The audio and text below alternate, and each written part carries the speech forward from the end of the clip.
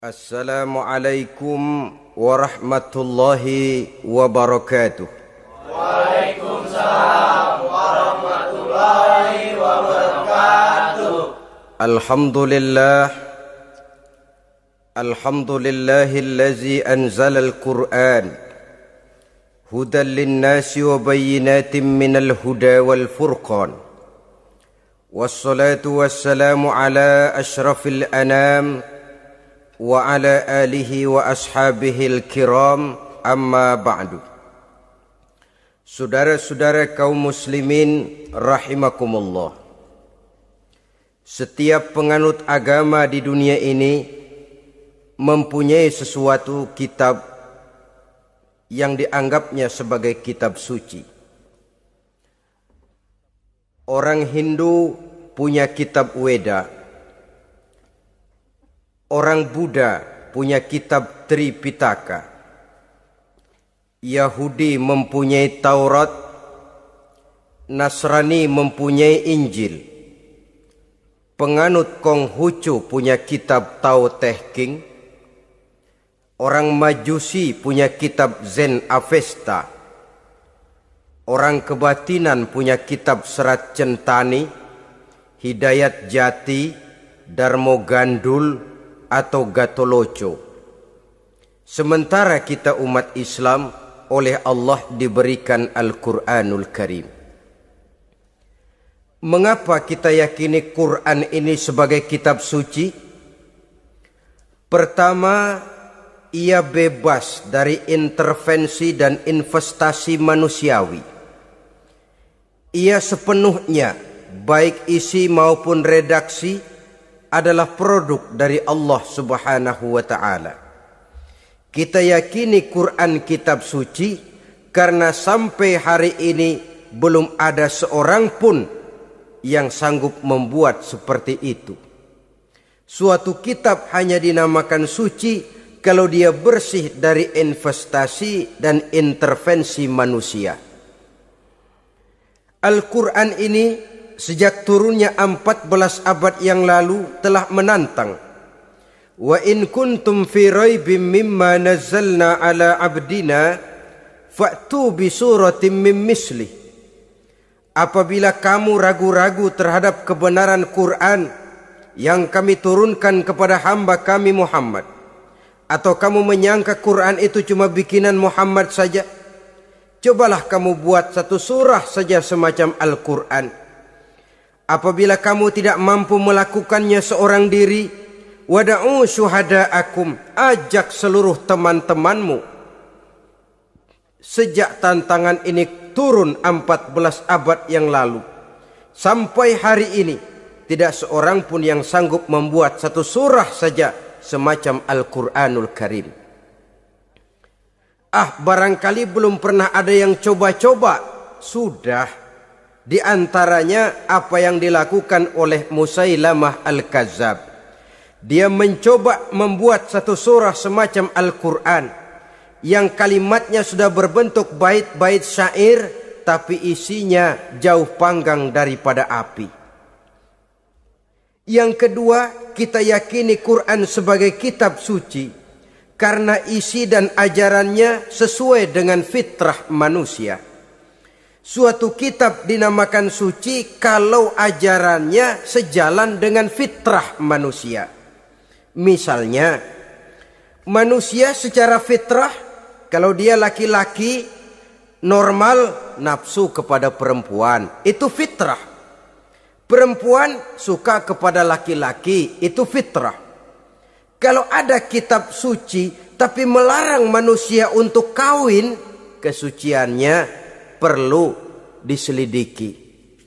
Quran kitab suci sejalan dengan fitrah manusia, maka ia menganjurkan manusia yang mampu untuk melangsungkan perkawinan. Contoh lain, secara fitrah manusia perlu makan. Kalau ada kitab suci yang melarang manusia puasa saja siang malam terus menerus, itu kan sama juga nyuruh orang mati. Quran sesuai dengan fitrah manusia, maka dalam Islam puasa wisol, puasa ngableng apa itu istilahnya, puasa nyambung, Dari pagi sampai sore, sampai malam, sampai pagi lagi puasa terus. Bukan saja tidak boleh, malah haram hukumnya. Kenapa? Itu bertentangan dengan fitrah manusia. Yang ketiga, kita yakini Quran sebagai kitab suci karena isinya tidak kontroversial. Isinya tidak saling bertentangan satu sama lain. Di ayat manapun Quran mengajarkan Allah itu Esa. Satu kali dia berkata haram, dia akan tetap berkata haram. Isinya tidak kontroversial. Sebab kalau ada kitab suci, di satu pihak mengajarkan Tuhan Esa, di lain ayat mengajarkan Tuhan 3, di lain ayat lagi mengajarkan Tuhan 4, kitab kacau namanya. Bagaimana suatu kitab bernama suci kalau isinya kontroversial satu dengan lainnya? Dari 3 kriteria inilah kita yakini Quran sebagai kitab suci. Masalah yang akan kita bicarakan pada pertemuan kita kali ini, bagaimana sikap kita terhadap Al-Quranul Karim sebagai kitab suci. Berangkat dari sebuah hadis di mana Rasulullah sallallahu alaihi wasallam pernah memberikan tawaran. Beliau bersabda, "Man ja'ala al-Qur'ana amamahu qadahu ilal jannah, wa man ja'ala al-Qur'ana khalfahu saqahu ilan nar." Siapa yang menjadikan Quran sebagai imam, maka Quran akan membimbing dia ke dalam surga.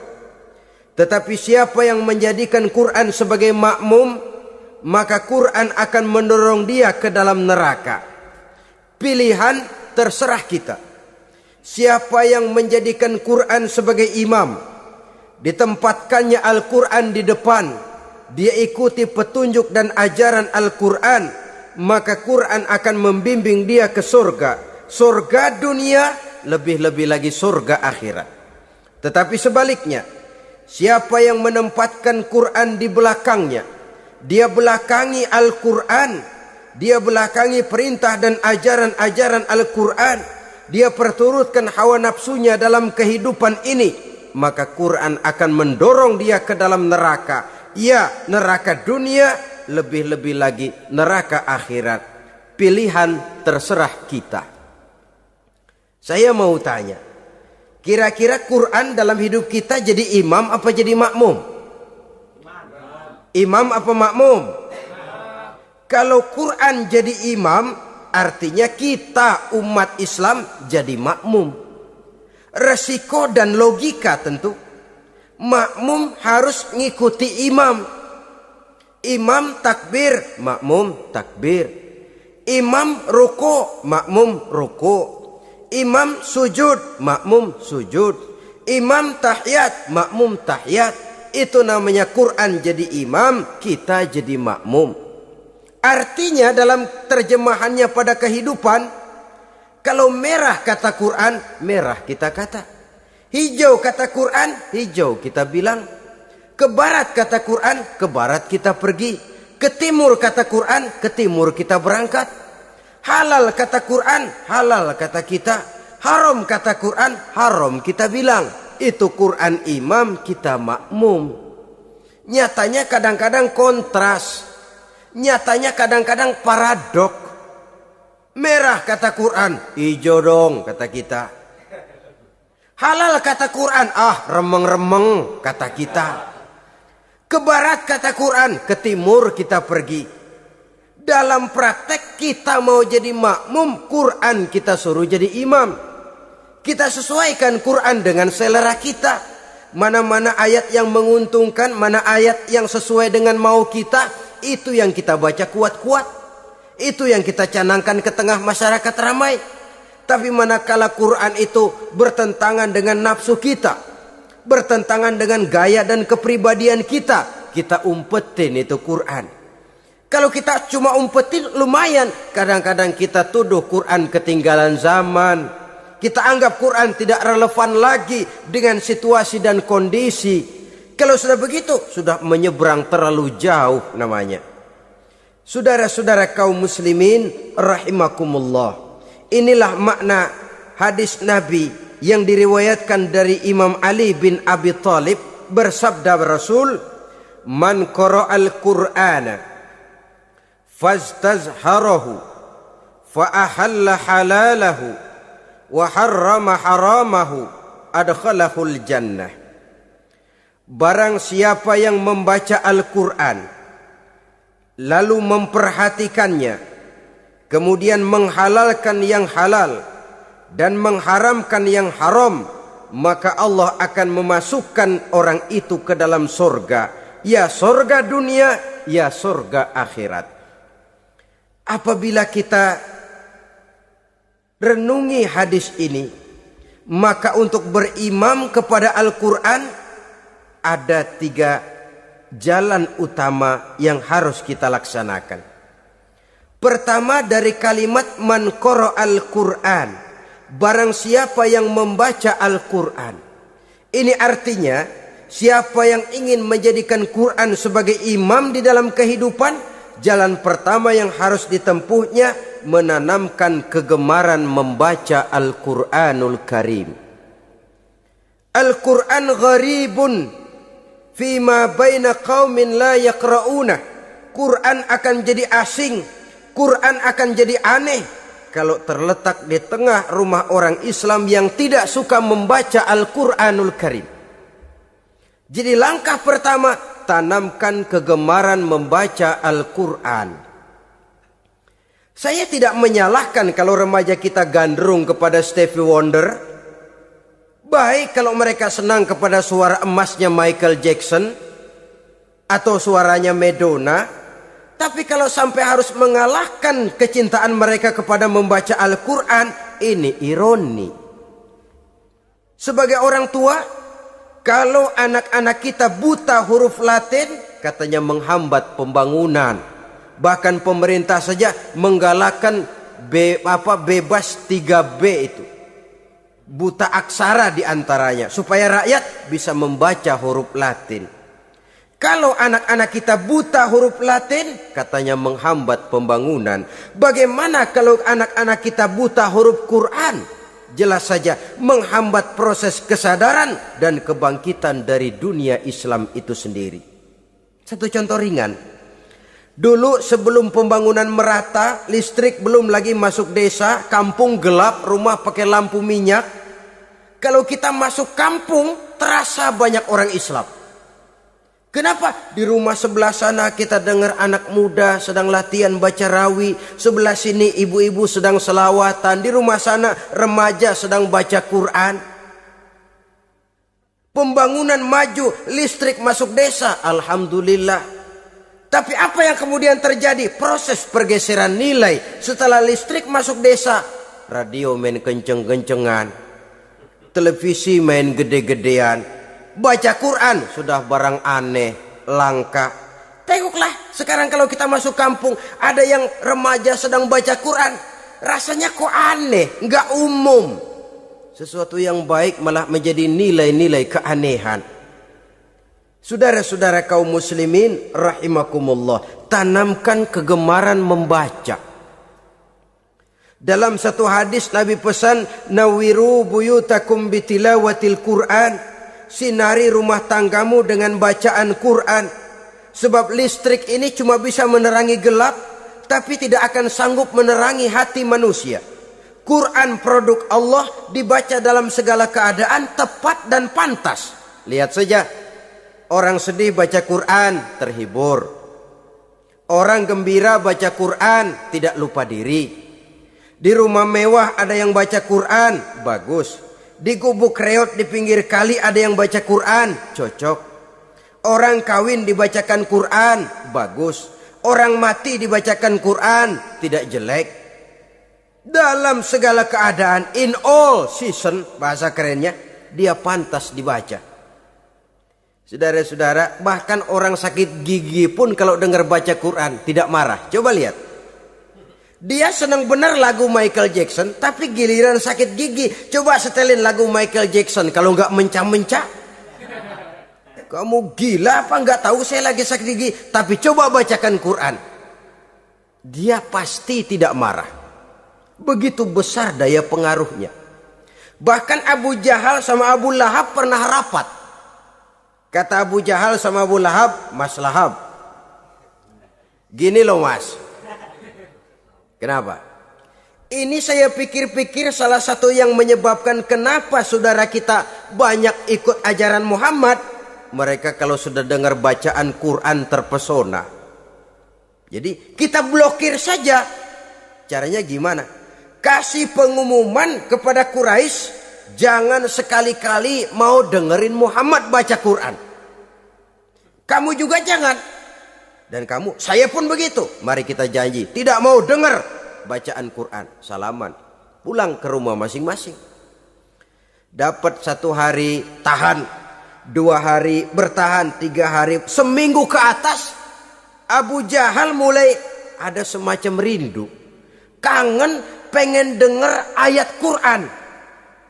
Karena secara pribadi dia mengakui keindahan gaya bahasanya jauh lebih tinggi dari kemampuan penyair Quraisy. Isi ajarannya sangat dalam dan menyentuh segi-segi kehidupan manusia. Nggak tahan Abu Jahal, kayak dikilikin hatinya. Keluar rumah mindik-mindik, ngumpet-ngumpet, ngempet di rumah Nabi, pengen dengar Nabi baca Quran. Rupanya Abu Lahab sama. Pikir Abu Jahal, Abu Lahab nggak bakalan keluar. Abu Lahab berpikir, Jahal pasti di rumah. Dua-duanya bareng berangkat ke rumah Nabi. Cuma yang satu dari sebelah barat, yang satu dari sebelah timur. Ngempet, ketemu di sudut, sama-sama kaget. Jahal, loh kamu Lahab? Iya, kamu ngapain? Lah kamu ngapain? Akhirnya sama-sama malu, sama-sama tidak bisa menahan diri. Akhirnya sama-sama ngakuin. Bagaimanapun kita harus akui bahwa Al-Quran ini mengandung daya pesona yang sangat luar biasa. Itu dari segi bacaan. Belum lagi dari segi ajaran, belum lagi dari segi isi. Tanamkan kegemaran membaca Al-Quran. Sampai-sampai Nabi katakan, Innallazi laisa fi jawfihi syai'um minal Quran kal baitil kharib. Orang yang dari tenggorokannya belum pernah keluar ayat Quran barang sepotong pun, belum pernah ngaji barang seayat pun, itu orang kata Nabi kal baitil kharib, kayak rumah kosong. Rumah kan kalau kosong biar bagus, mewah, besar, perabotannya lengkap. Kalau kosong angker, setan kuntilanak memedi betah benar di situ. Saudara-saudara kaum muslimin rahimakumullah. Dalam satu percontohan Nabi mengatakan begini, Masalul mu'minil lazi yaqra'ul Qur'an kamasalil utrujah rihuha thayyibun wa ta'muha thayyibun. Orang mukmin yang suka membaca Quran adalah ibarat buah utrujah. Baunya wangi, rasanya lezat. Kira-kira kalau di negeri kita buah apa utrujah itu? Semacam jeruk yang manis lah. Sudah baunya wangi, rasanya enak. Itu buah itu. Orang mukmin yang suka baca Quran kayak buah itu. Baunya wangi, rasanya enak. Artinya syiarnya hidup, isinya memang orang mukmin. Sebaliknya, wa masalul mu'minil lazi la yaqra'ul Qur'an kamasalit tamrah la riha laha wa ta'muha hulwun. Orang mukmin yang tidak suka baca Quran kayak korma. Rasanya emang manis, cuman kagak ada baunya. Artinya apa? Syiarnya kurang. Kalau orang belum tapi kenalkan kagak mau makan kurma. Kenapa? Nggak ada baunya. Daya tariknya kurang, walaupun rasanya enak.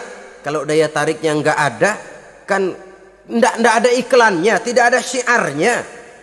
Itu orang mukmin yang tidak suka membaca Quran. Ibarat buah, nggak ada baunya, walaupun rasanya enak. Orang kurang tergerak, kurang syiar, kurang daya tarik. Sebaliknya, wa masalul munafiq allazi yaqra'ul Qur'an kama salir raihanah rihuha thayyibun wa ta'muha murrun. Orang munafik yang suka baca Quran seperti buah raihanah. Apa itu? Baunya wangi, rasanya pahit. Orang munafik baca Quran kayak buah itu. Baunya sih enak, cuman rasanya pahit. Ya munafik baca Quran. Syiarnya sih lumayan, daya tariknya hebat, isinya munafik. Nah, paling jelek orang munafik yang gak suka baca Quran. Wa masalul munafiqil lazi la yaqra'ul Qur'an kama salil hanzalah laisa laha rihun wa ta'muha murrun. Orang munafik yang tidak suka baca Quran seperti buah hanzalah, sudah enggak ada baunya, rasanya pahit lagi. Kalau buah pacek kali. Udah baunya kagak ada, kalau dimakan bikin orang celeng. Saudara-saudara kaum muslimin rahimakumullah, tanamkan kegemaran membaca Al-Quran.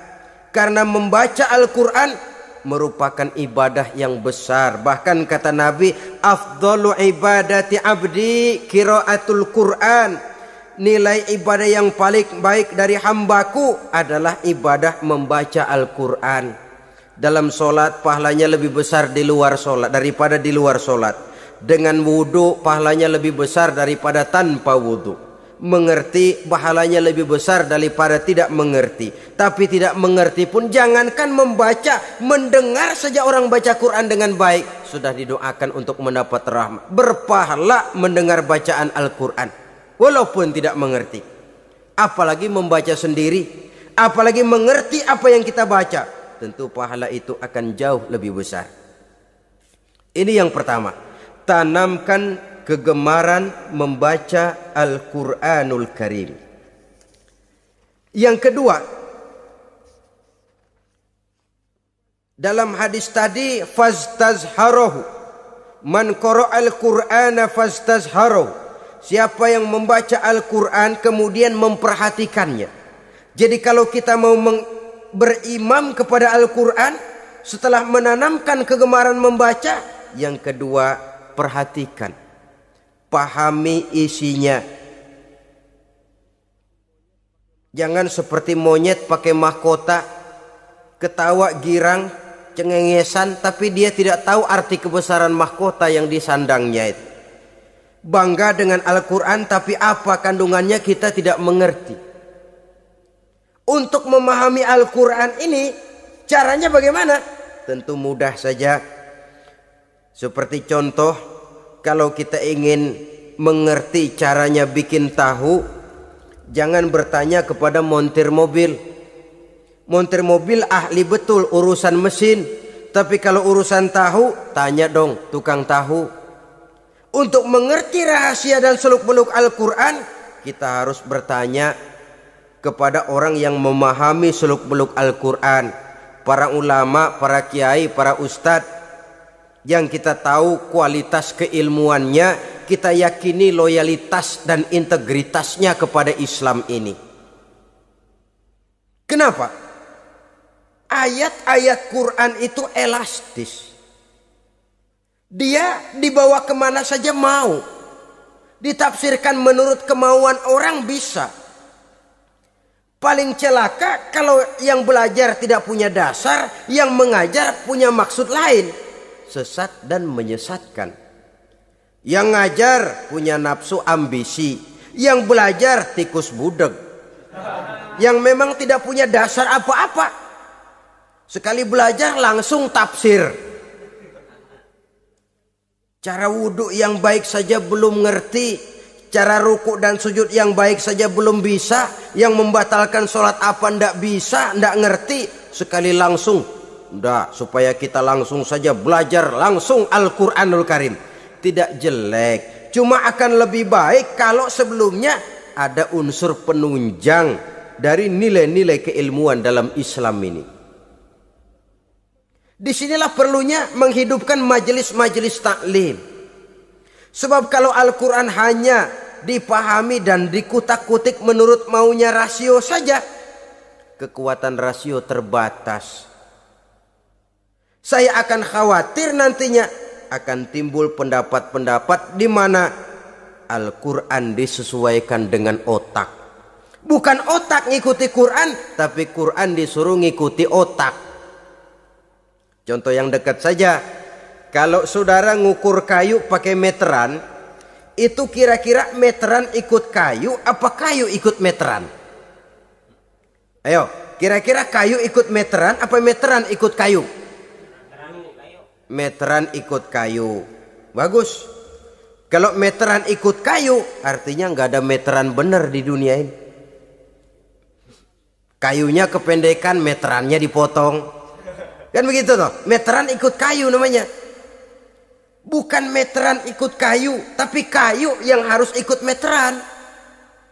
Otak harus ikut wahyu. Jangan wahyu disuruh ikut otak. Manusia ikut Quran, jangan Quran disuruh ikut manusia.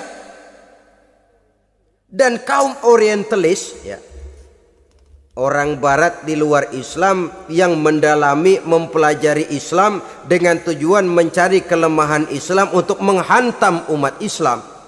Itu sengaja mencari ayat-ayat yang mereka kumpulkan untuk menghantam umat Islam. Supaya mereka meragukan Qur'annya untuk kemudian pada suatu saat meninggalkan Qur'an sama sekali. Timbullah pendapat ada ayat Quran yang sudah tidak sesuai lagi katanya dengan situasi dan kondisi. Seolah-olah otak manusia sudah jauh lebih pintar daripada Al-Quranul Karim. Saudara-saudara kaum muslimin rahimakumullah. Inilah yang kita berlindung dari Allah.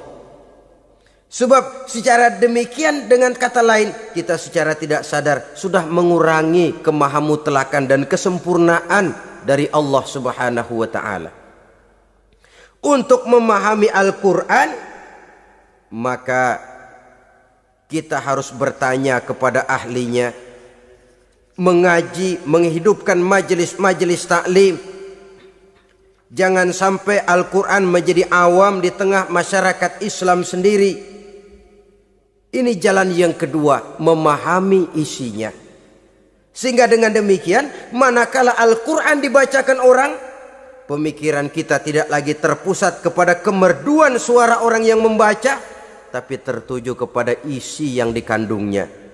Sehingga dalam kondisi semacam itu, boleh jadi tiap kali dibacakan Al-Quran, nilai iman makin tambah. Kita dengar orang baca, Alam taro kaifa fa'ala rabbuka bi ashabil fil. Terbayang oleh kita bagaimana Raja Abrahat dengan pasukannya mau menghancurkan Ka'bah. Bagi Allah cukup menurunkan burung ababil, hancur lebur Abrahat raja besar dengan seluruh pasukan gajahnya, berantakan dibuatnya cuma dengan burung ababil. Allah maha besar, Allah maha kuasa. Tambah iman. Kalau tidak, ya seperti yang banyak terjadi. Quran menceritakan azab, kita malah kesenangan. Walakum azabun alim, kamu akan mendapat azab yang pedih. Kita teriak di pojokan, toyib, toyib. Allah, alhamdulillah. Digambarkan azab malah baik-baik. Bahwa kita suka, kita gemar kepada bacaan Quran dengan suara yang merdu, alhamdulillah. Akan lebih baik lagi kalau kita mengerti apa yang dibacanya. Sebab perintah membaca tersirat makna perintah untuk memahami. Perintah memahami tersirat makna untuk mengamalkan. Dengan kata lain, kita hanya bisa mengamalkan Quran dengan baik kalau kita mengerti isinya. Kita hanya bisa mengerti isinya kalau kita rajin membacanya. Baik membaca yang tersirat, baik membaca yang tersurat dengan petunjuk para alim ulama, para kiai, dan orang-orang yang ahli di bidang itu. Saudara-saudara kaum muslimin rahimakumullah, inilah jalan kedua. Upayakan memahami isinya. Hidupkan kajian-kajian agama, hidupkan majelis-majelis taklim. Jangan sampai Al-Quran asing di hati kita sendiri. Jangan sampai kita awam terhadap makna kandungan dan ajaran Al-Quran, sementara kita yakini bahwa dialah yang akan bisa membimbing kita menuju kebahagiaan sejak dari dunia sampai ke akhirat nanti. Jalan ketiga untuk berimam kepada Al-Quran, setelah menanamkan kegemaran membaca lalu berupaya memahami isinya, yang ketiga adalah mengamalkannya dalam kehidupan sesuai dengan kemampuan yang kita miliki. Quran tidak akan membawa berkah Kalau ajaran yang terkandung di dalamnya kita baca, tapi kemudian kita injak-injak dalam praktek kehidupan. Quran mengatakan riba haram, tapi praktek kita dalam hidup malah senang betul kepada riba. Quran mengajarkan jagalah kesatuan persatuan dan ukhuwah Islamiyah. Praktek yang kita lakukan malah centang perenang, malah saling bertolak belakang, malah kadang menjegal kawan seiring, menggunting dalam lipatan, ramai kita dengan kita. Lalu kelemahan pun menjadi kenyataan di mana-mana. Quran sekali lagi tidak akan membawa berkah kalau yang kita baca kita injak-injak. Tentang pengamalan Al-Quran ini, Allah Subhanahu wa ta'ala mengklasifikasi manusia dalam firman-Nya, "Tsumma awrasnal kitabal ladzina astafaina min ibadina." Kemudian kami wariskan Al-Quran ini kepada hamba-hamba kami yang kami pilih. Ya Allah, coba saja kita lihat ayat ini. Quran kitab pilihan, diberikan kepada umat pilihan, yaitu kita-kita ini. Lalu bagaimana umat pilihan ini setelah menerima Al-Quran? Terbagi dalam 3 kelompok besar. Pertama, kata Allah, "Faminhum zalimun linafsihi." Di antara mereka ada yang setelah menerima Al-Quran kemudian zalim kepada dirinya sendiri. Artinya hanya mulutnya saja yang menerima Al-Quran, tapi perbuatannya menginjak-injak Al-Quran.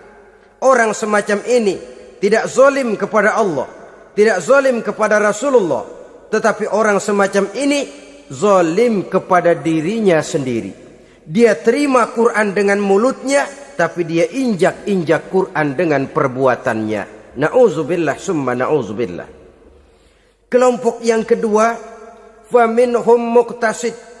Di antara mereka ada yang setelah menerima Al-Quran lalu muqtasid. Muqtasid ini 50-50. Ngambil jalan tengah. Ajaran Quran dipakai, ajaran setan dikerjain. Artinya juga perintah Quran oke, larangan Quran heeh. Saudara-saudara, malaikat bingung bagaimana montennya nih anak ini. Perintah Quran dikerjain, larangan Quran juga dikerjain. Ini muqtasid.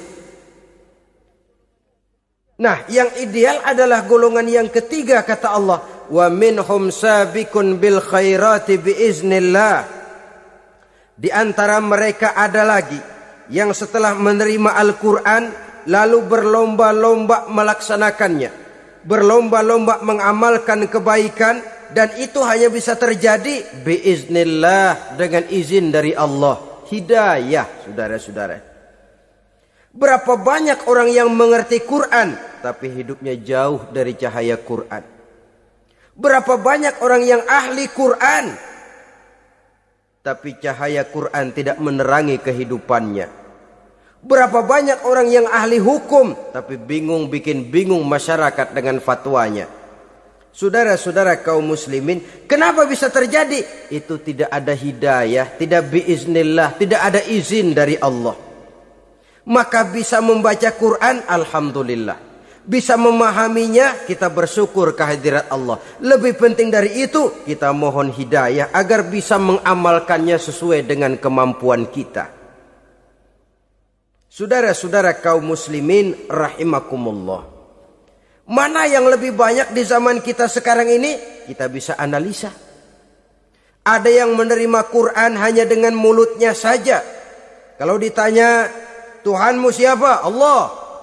Kiblatmu mana? Ka'bah. Saudaramu siapa? Umat Islam. Kitab sucimu apa? Quran. Kamu bisa baca? Enggak.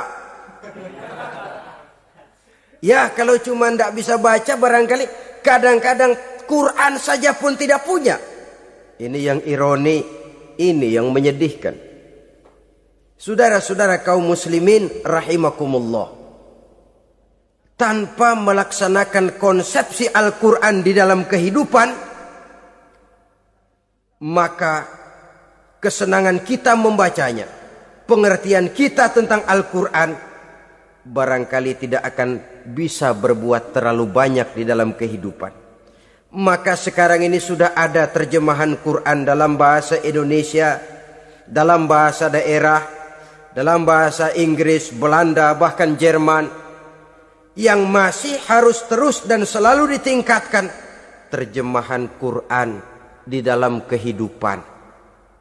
Dengan kata lain, kita umat Islam menunggal dengan Quran kita.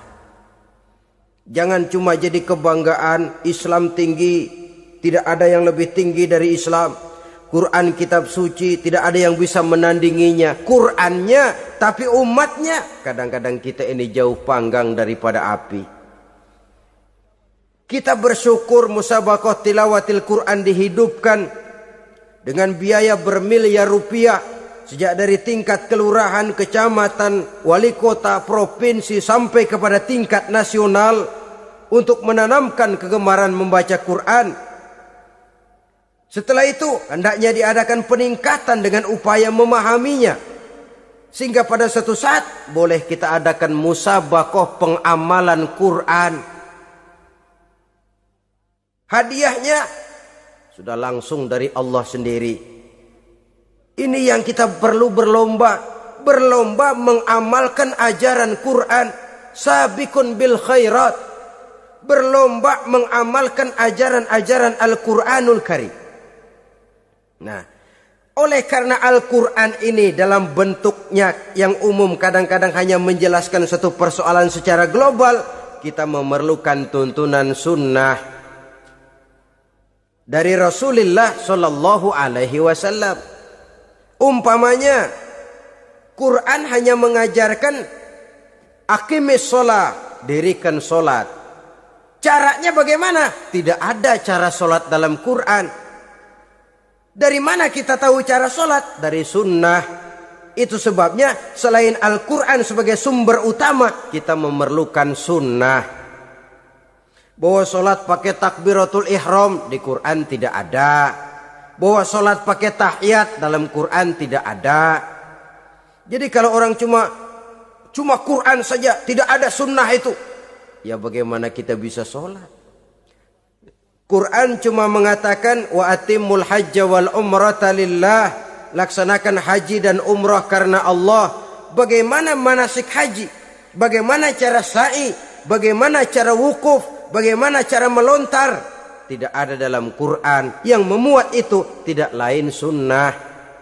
Untuk memahami Quran dan sunnah ini, kita memerlukan orang yang menguasai Quran dan sunnah. Oleh karena itu kita perlu petunjuk kepada para ulama. Itu sebabnya Quran sendiri mengatakan, wa in tanaza'tum fi syai'in farudduhu ilallahi wa rasulih. Apabila kamu berbeda pendapat tentang suatu persoalan, kembalikan kepada Allah dan Rasulnya. Kembalikan kepada Allah artinya kembalikan kepada Quran.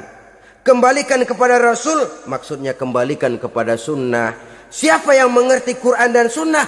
Para ulama yang kualitas ilmunya kita yakini, loyalitas dan kredibilitas serta integritas keislamannya bisa menjadi panutan.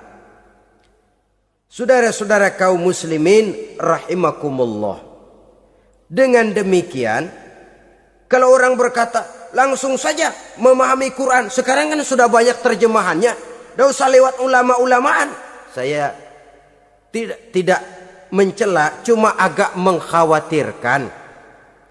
Kalau dia memahami Quran cuma sekedar lewat terjemahannya saja, sangat mungkin jadi dia bisa salah paham. Kita memerlukan bantuan sunnah, kita memerlukan petunjuk para ulama yang menguasai di bidang itu. Kembalikan kepada Quran dan sunnah, artinya bertanya kepada orang yang memahami Quran dan sunnah. Loh, dengan begitu kan akan terjadi perbedaan pendapat. Perbedaan pendapat sesuatu yang halal sepanjang tidak menyebabkan kita berpecah belah.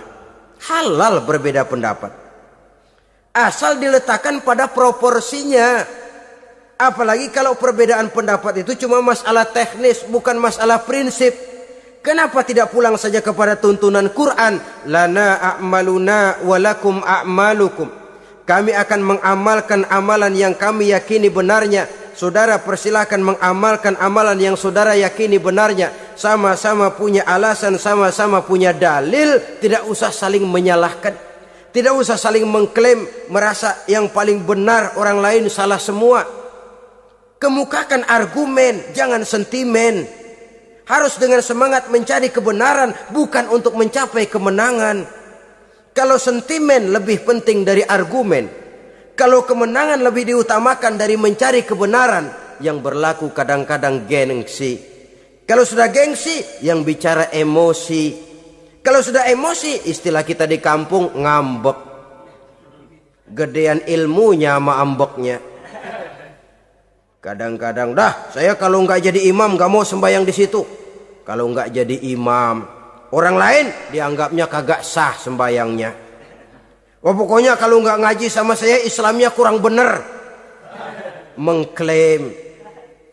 Perbedaan pendapat wajar, halal, asal tidak menyebabkan kita berpecah belah.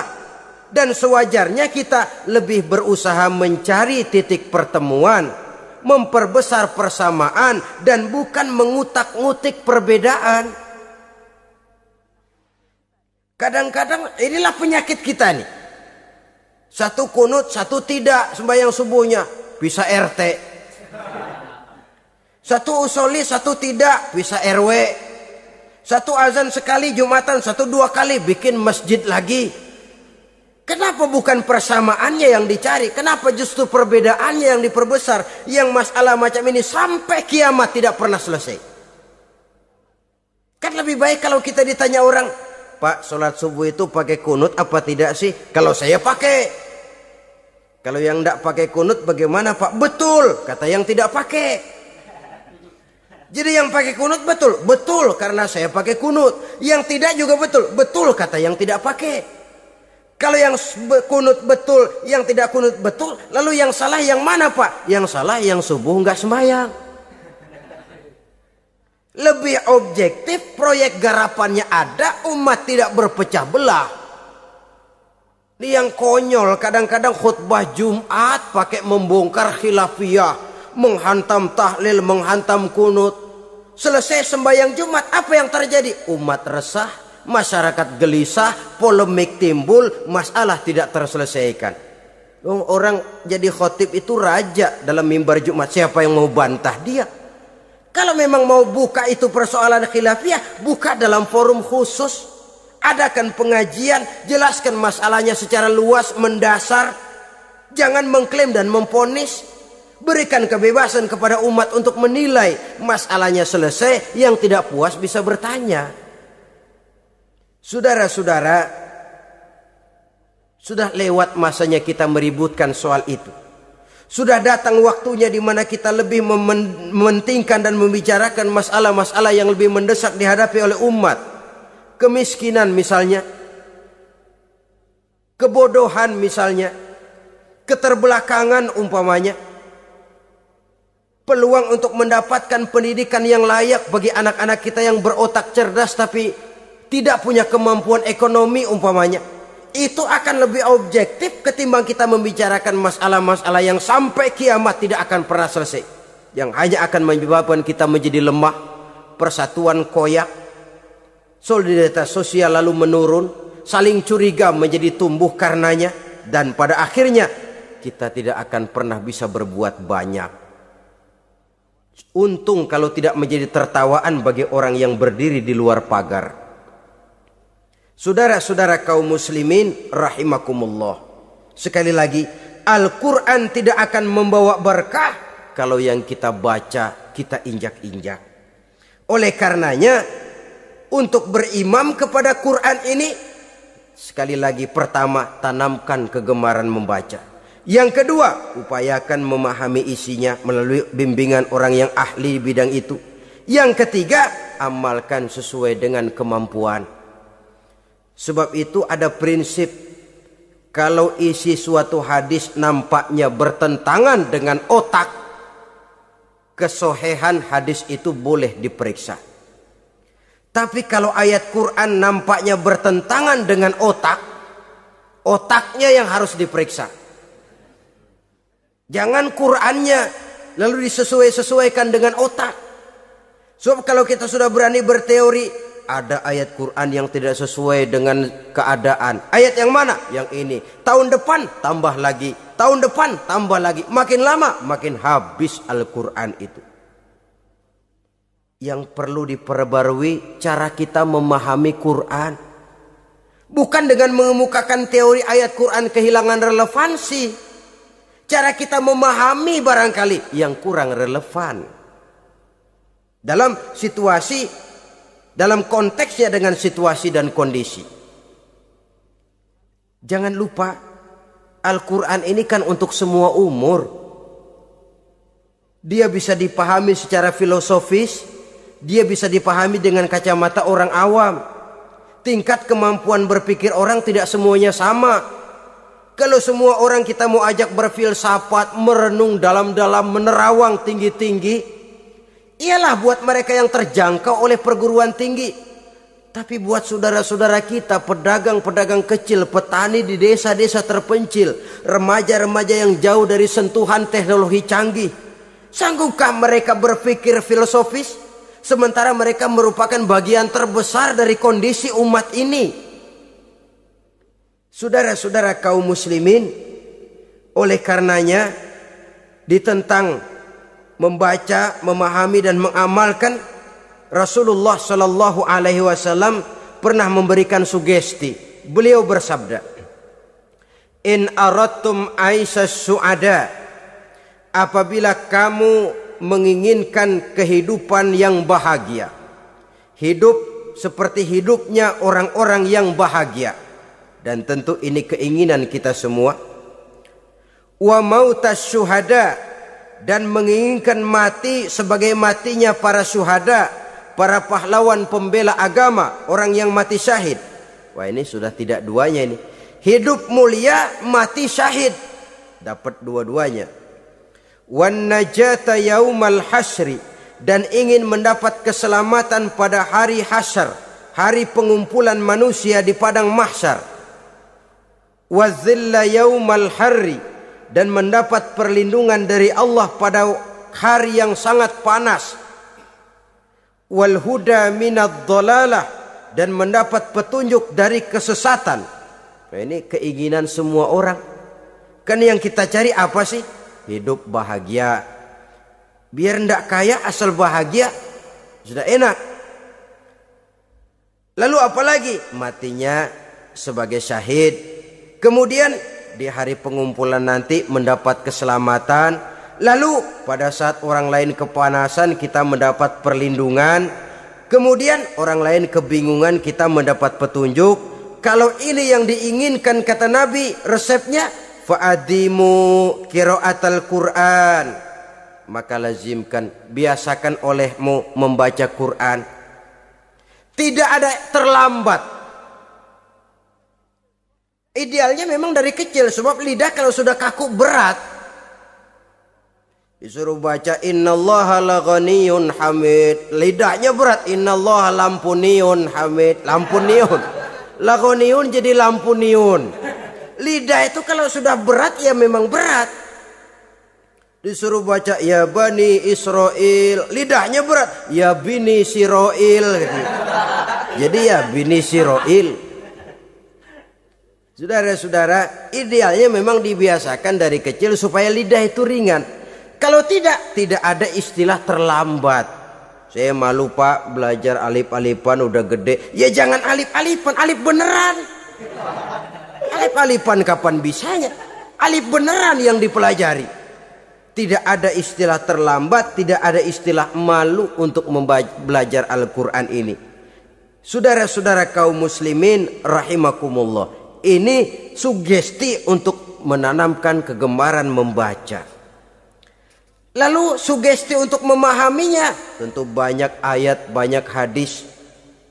Mengapa tidak di antara kamu sekelompok orang yang berangkat untuk memperdalam, memahami agama?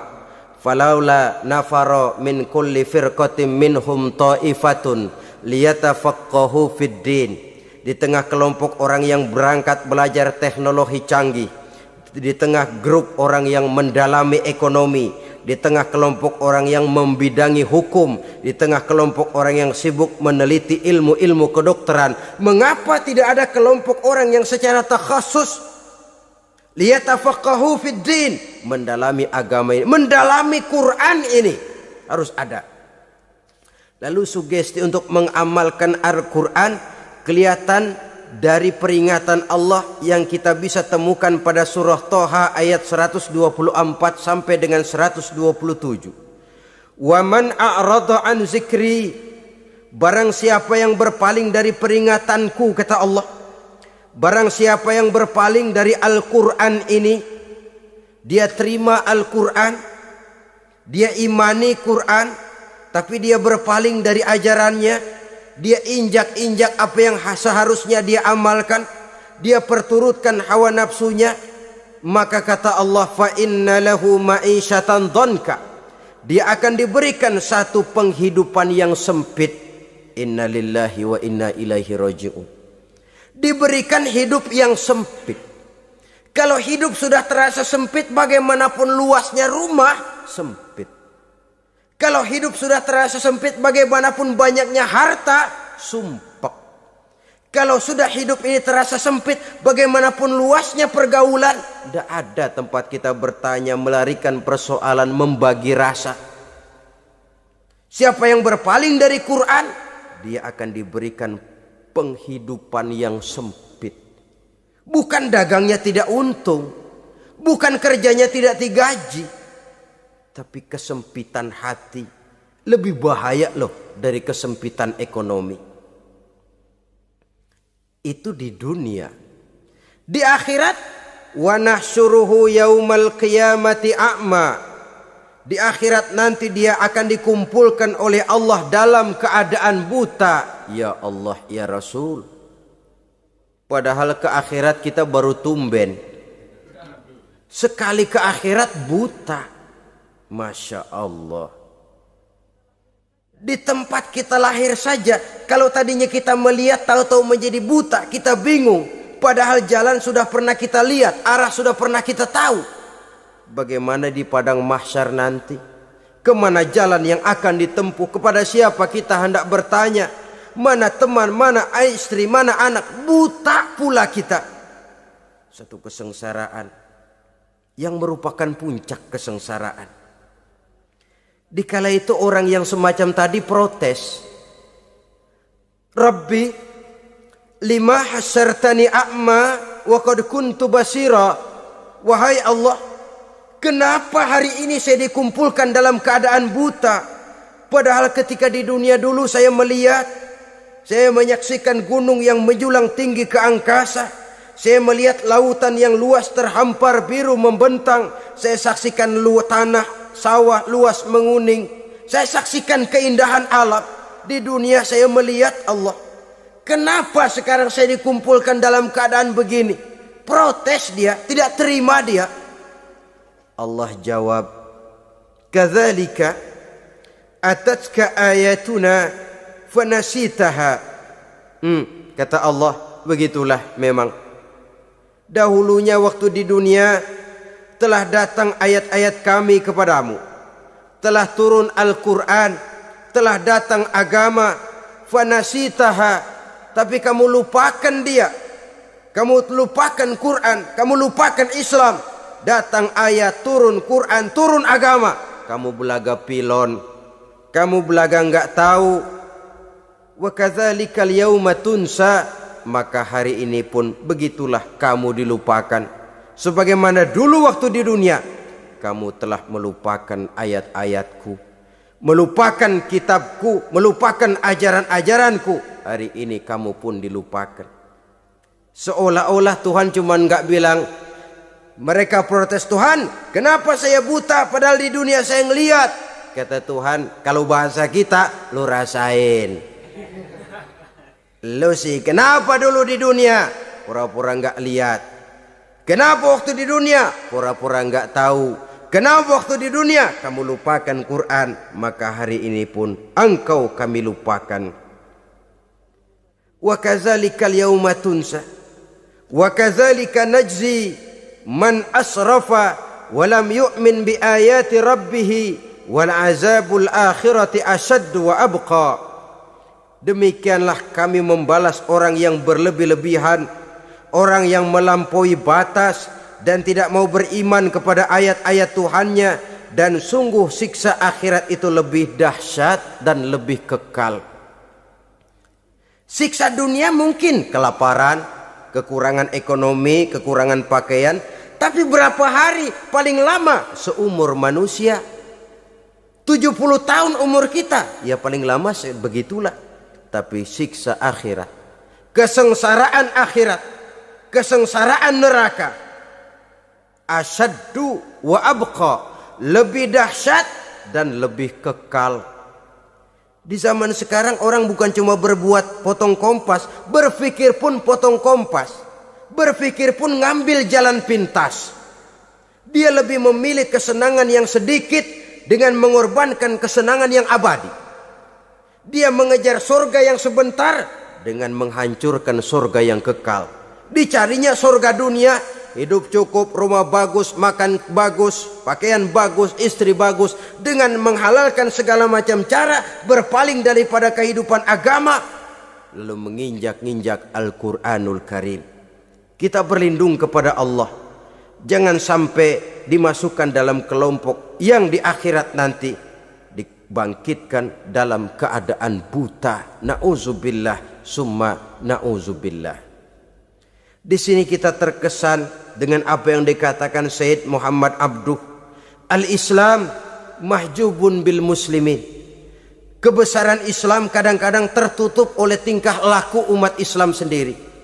Keluhuran dan kesempurnaan Al-Quran tertutup oleh kebodohan umat Islam. Sedangkan untuk mengungkapkan rahasia Al-Quran ini diperlukan keahlian yang kompleks. Saudara yang di fakultas teknik belajar teknologi, ungkap buka rahasia Quran di bidang teknologi. Saudara yang di bidang kedokteran, ungkap buka rahasia Al-Quran di bidang kedokteran. Saudara yang ahli geologi, pelajari struktur kulit bumi dengan mengungkap rahasia Al-Quran. Sehingga pengkajian kita tentang teknologi, pengkajian kita tentang angkasa luar, pengkajian kita tentang anatomi manusia akan berakhir kepada subhanaka ma khalaqta hadza batila. Ya Allah, tidak satu pun yang Engkau ciptakan ini sia-sia. Perut bumi mengandung minyak, timah, kekayaan yang berharga untuk manusia. Mempelajari angkasa luar bisa memahami musim dan menyelamatkan manusia. Mempelajari rimba belantara, teknologi canggih, akhirnya akan memperkuat nilai-nilai iman. Menterjemahkan ajaran Quran lewat disiplin ilmu yang kita kuasai masing-masing, untuk kemudian bekerja sama bahu-membahu dalam rangka mengimani Al-Quran, mengamalkan Al-Quran, dan mengawal keluhuran Al-Quranul Karim yang atas dasar tuntunannya kita hidup, untuknya kita berjuang, dan dalam bimbingannya kita ingin kembali menghadap Allah Subhanahu wa ta'ala. Inilah pertemuan yang singkat ini. Mudah-mudahan kita diberikan kekuatan oleh Allah untuk berimam kepada Al-Quran, menjadikannya sebagai pedoman utama di dalam kehidupan kita. Terima kasih atas segala perhatian. Mohon maaf atas segala kekurangan. Usikum wa nafsi bitaqwallah. Wassalamualaikum warahmatullahi wabarakatuh.